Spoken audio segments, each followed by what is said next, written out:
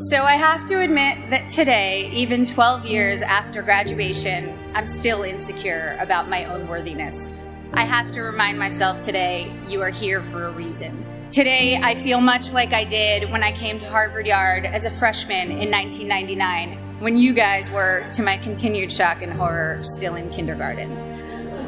I felt like there had been some mistake, that I wasn't smart enough to be in this company, and that every time I opened my mouth, I would have to prove I wasn't just a dumb actress. So I start with an apology.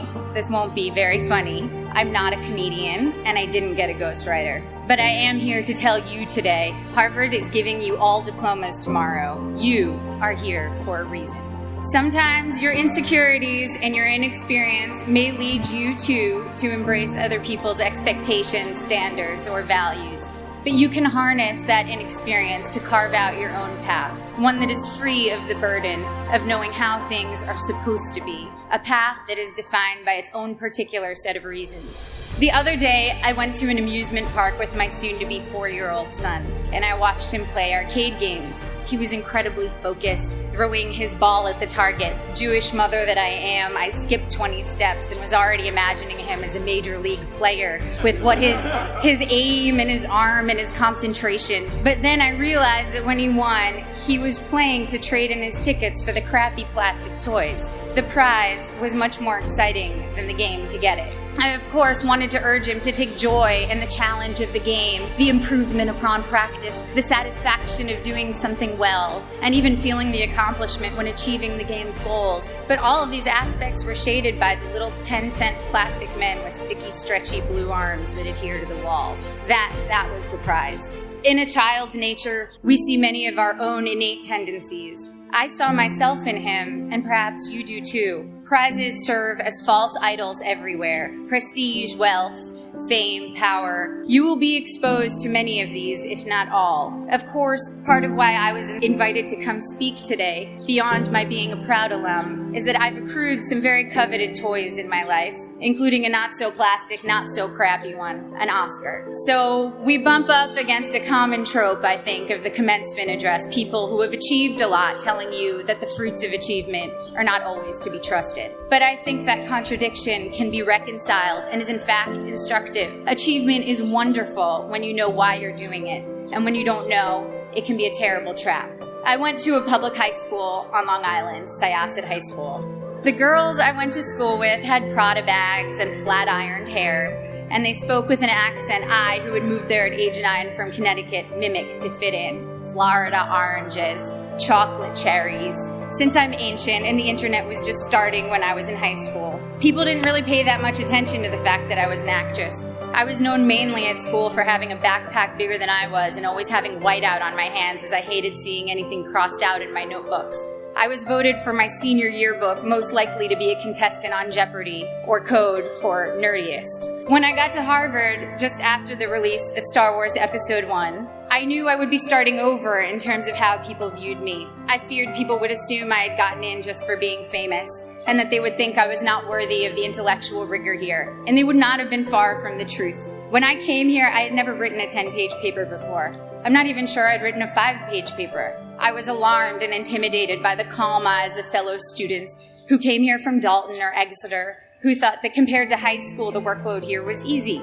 I was completely overwhelmed and thought that reading 1,000 pages a week was unimaginable, that writing a 50-page thesis was just something I could never do. I had no idea how to declare my intentions.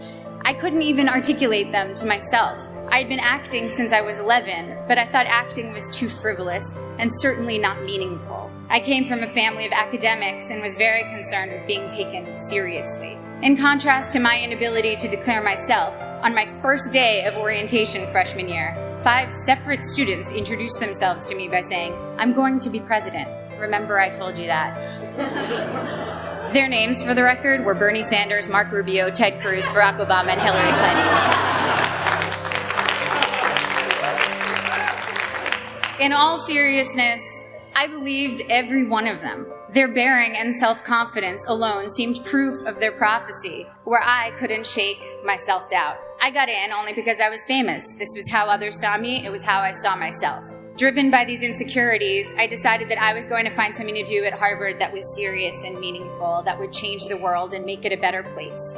At the age of 18, I had already been acting for 7 years and assumed I'd find a more serious and profound path in college. So freshman fall, I decided to take neurobiology and advanced modern Hebrew literature because I was serious and intellectual. Needless to say, I should have failed both. I got B's for your information, and to this day, every Sunday, I spurn a small effigy to the pagan gods of great inflation. But as I was fighting my way through Aleph Bet Yehoshua in Hebrew and the different mechanisms of neural response, I saw friends around me writing papers on sailing and pop culture magazines, and professors teaching classes on fairy tales and the Matrix. I realized that seriousness was its own kind of trophy, and a dubious one. A pose I sought to counter some half-imagined argument about who I was. There was a reason I was an actor. I love what I do. And I saw from my peers and my mentors that that was not only an acceptable reason, it was the best reason. When I got to my graduation, sitting where you sit today, after 4 years of trying to get excited about something else, I admitted to myself that I couldn't wait to go back and make more films. I wanted to tell stories, to imagine the lives of others, and help others do the same. I had found, or perhaps reclaimed, my reason. You have a prize now, or at least you will tomorrow. The prize is a Harvard degree in your hand. But what is your reason behind it? My Harvard degree represents for me the curiosity and invention that were encouraged here, the friendships I've sustained, the way Professor Graham told me not to describe the way light hit a flower, but rather the shadow that the flower cast, the way Professor Scarry talked about theater as a transformative religious force, how Professor Koslin showed how much of our visual cortex is activated just by imagining. Now granted, these things don't necessarily help me answer the most common questions I'm asked. What designer are you wearing? What's your fitness regime? Any makeup tips? But I have never since been embarrassed to myself ask what I might previously have thought was a stupid question.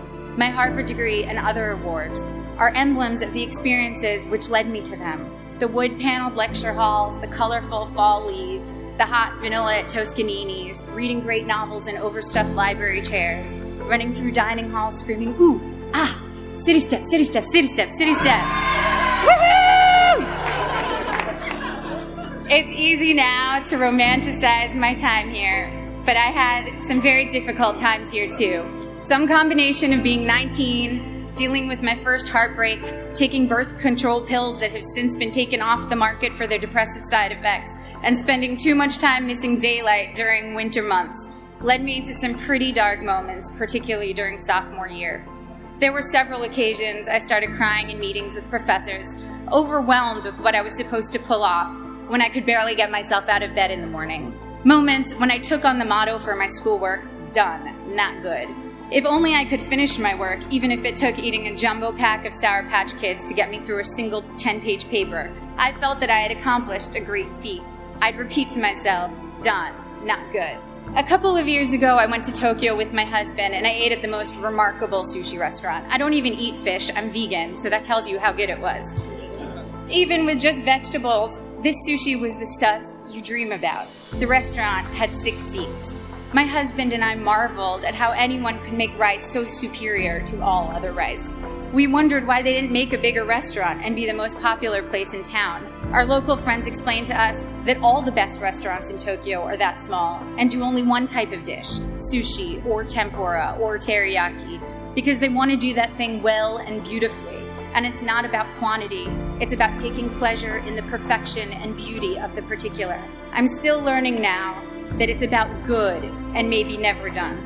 That the joy and work ethic and virtuosity we bring to the particular can impart a singular type of enjoyment to those we give to, and of course to ourselves. In my professional life, it also took me time to find my own reasons for doing my work. The first film I was in came out in 1994. Again, appallingly, the year most of you were.